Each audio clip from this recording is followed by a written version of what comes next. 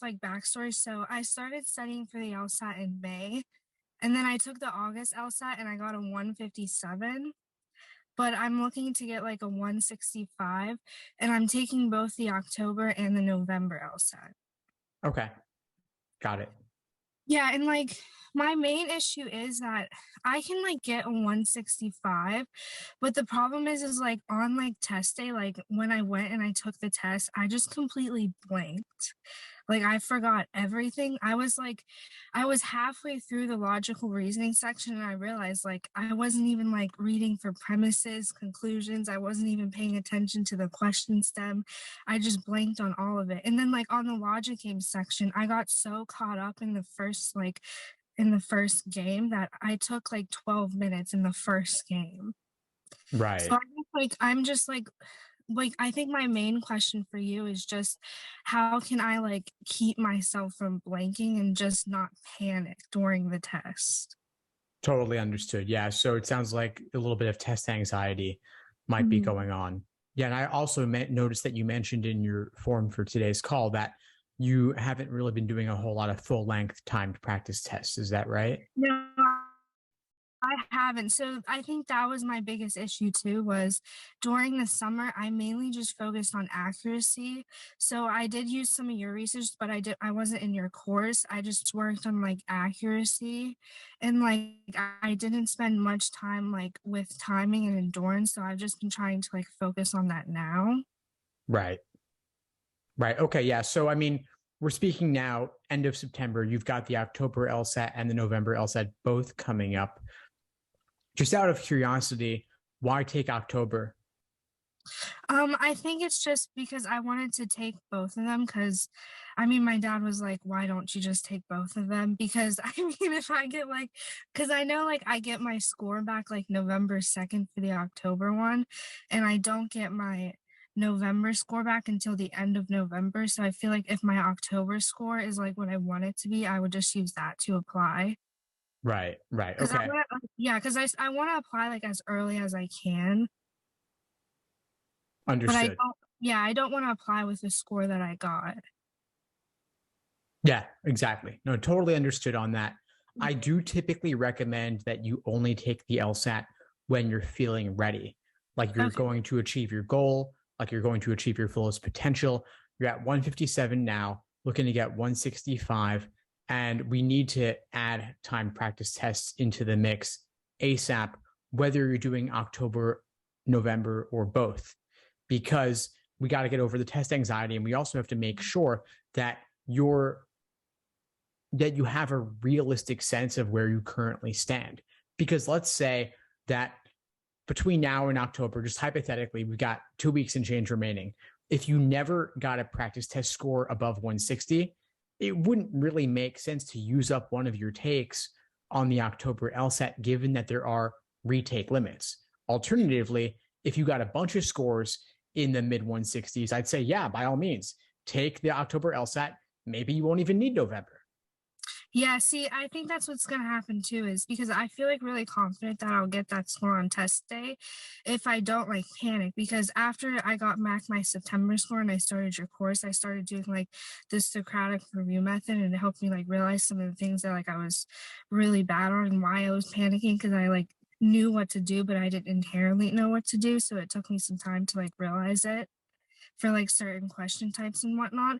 So like I think I'll be able to get like at least in the low 160s, but as long as I don't panic, because like I remember on the August LSAT test day, all I could do was stare at the timer.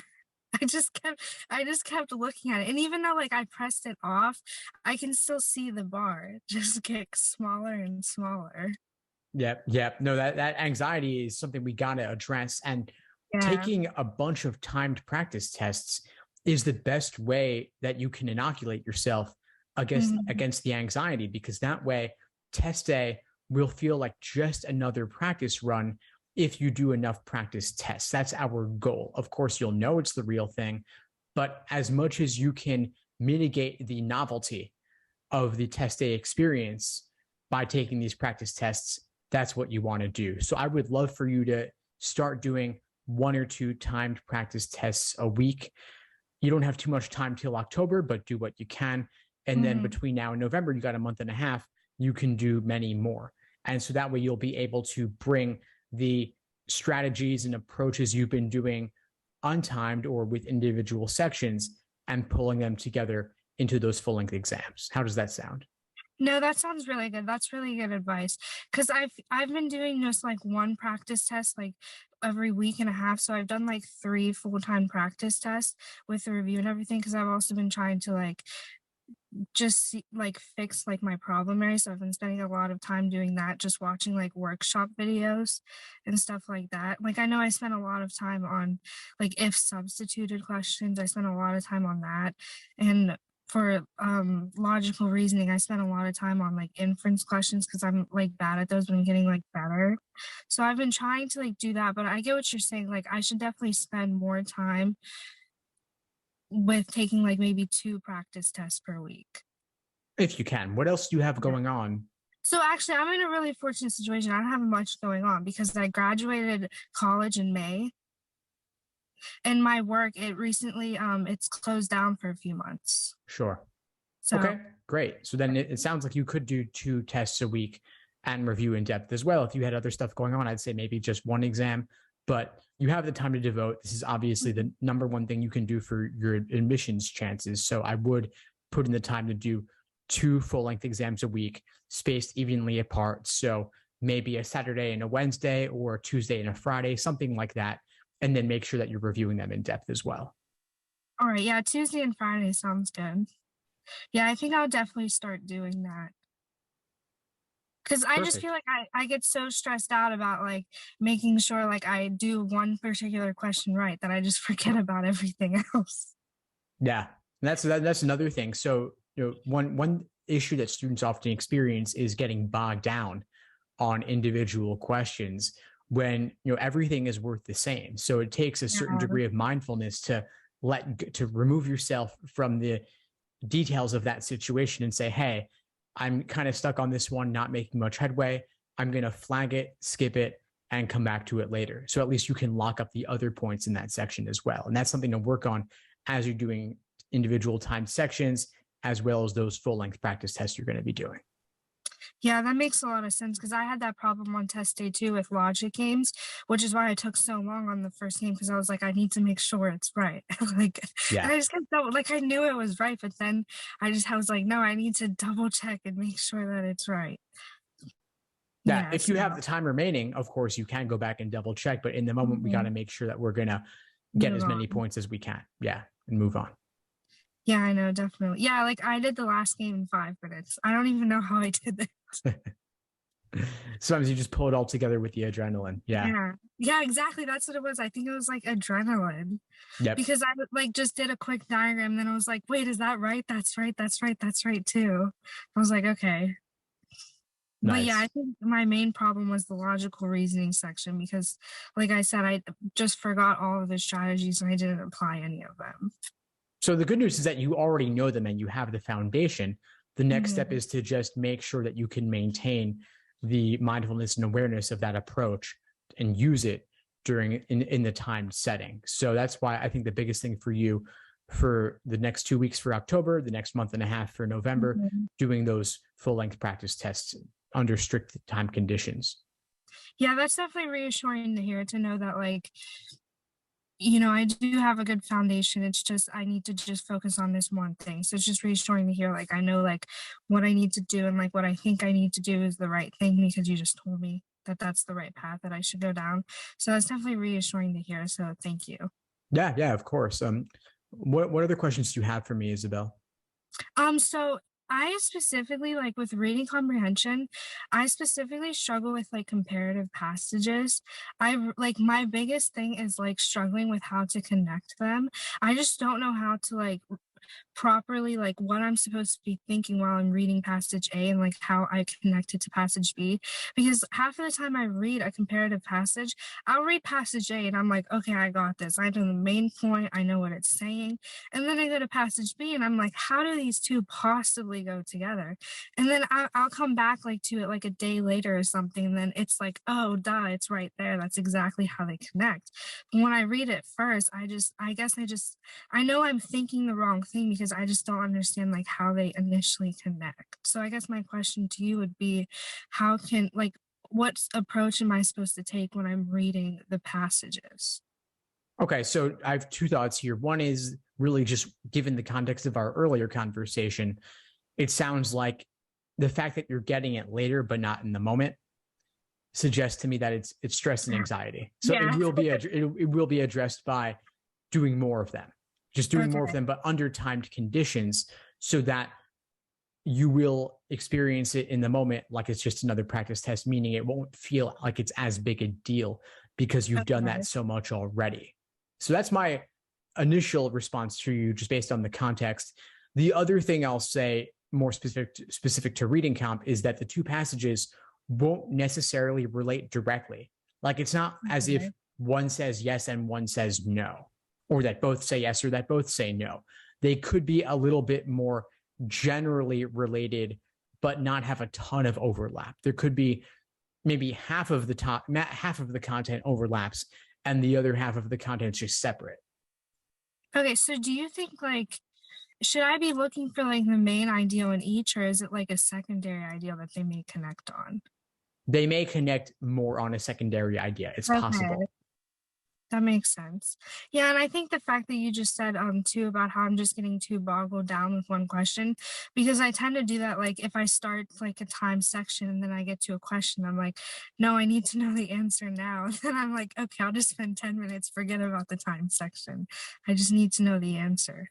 So I think it's definitely like you said, like if I just start not getting so boggled down by one question if I don't know the answer right away, then just to like move on, and then through doing that over and over again, then I'll be able to like address that anxiety more easily. Exactly. Mhm. Yeah, I definitely feel a little bit better because it's not so much like not knowing what to do, it's just panicking and then forgetting what to do. Yeah. Have you been doing a lot of individual time sections? Yeah, that's what I mostly try to do just to like work up that endurance. That's good. That's good. Well, it'll give you even more endurance to do 4 sections in one sitting with just that break in the middle. And given that you are able to focus on the LSAT exclusively, it sounds like you have the time available to give yourself the 2.5 hours to just sit down and focus on it. Yeah, So I would definitely. start doing that. I definitely will. And then I just have one more question too. So on test day, how should I like prepare for test day? So I'm taking the test at 11 a.m. It just opened up today for October. So like what should I do like the day prior to test day and actually on test day? Well, the day prior, I would try not to do anything at all. I would just Oh, relax, okay. honestly. That'll Okay. also help with the anxiety. So do whatever relaxes you. For some people, it's a hot bath. For some people, it's a massage, walking outside, weather permitting, whatever would help you decompress. Could just be binging Netflix, but I just wouldn't do Yeah. LSAT. I just wouldn't do LSAT specific stuff because you've done so much already. And at that Yeah. point, you really know it or you don't.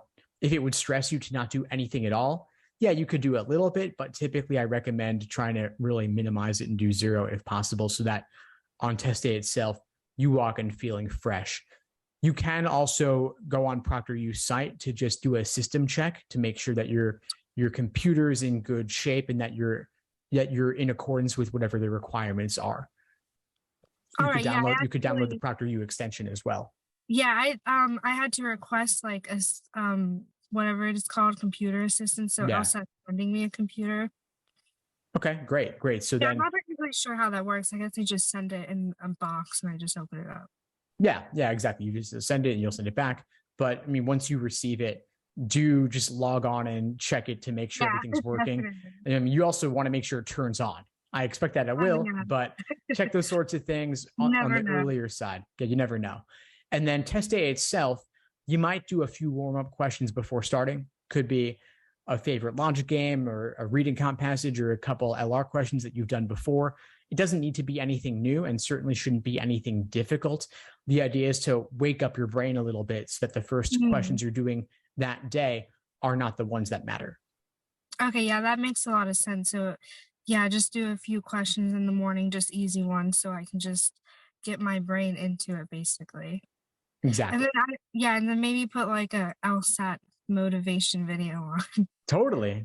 Yeah. I Yeah. do have some playlists like that you could check out, but you could also have your own favorites as well, just to watch a couple of them.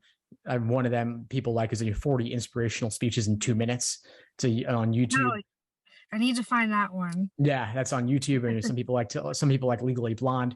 So whatever it is for you, like I would watch that day before or day of, just so that you're revved up and ready to go. Yeah, definitely. I'll definitely do that. Well, thank you for the advice. I appreciate it. My And taking pleasure, the time Isabel, to of talk to course. me. Definitely. And yeah, and Go then ahead, am I please. able to schedule like another 15-minute session in like November? Because I wanted to ask like more questions about like personal statements. Am I Yeah, able to do absolutely. that? Yeah, I'd be happy to. Okay. Yeah, All right. Well, I will see you in November then. of course. But Hopefully. if anything comes up in the meantime, just let me know. All right. Well, thank you so much. You have a great day. You too. Take care. Thanks for tuning into the show. Please subscribe if you haven't done so already to be notified of new episodes as I release them. And feel free to reach out if you need anything at all as you move forward with your prep. I'm happy to help however I can. In the meantime, I'll wish you all the best and take care.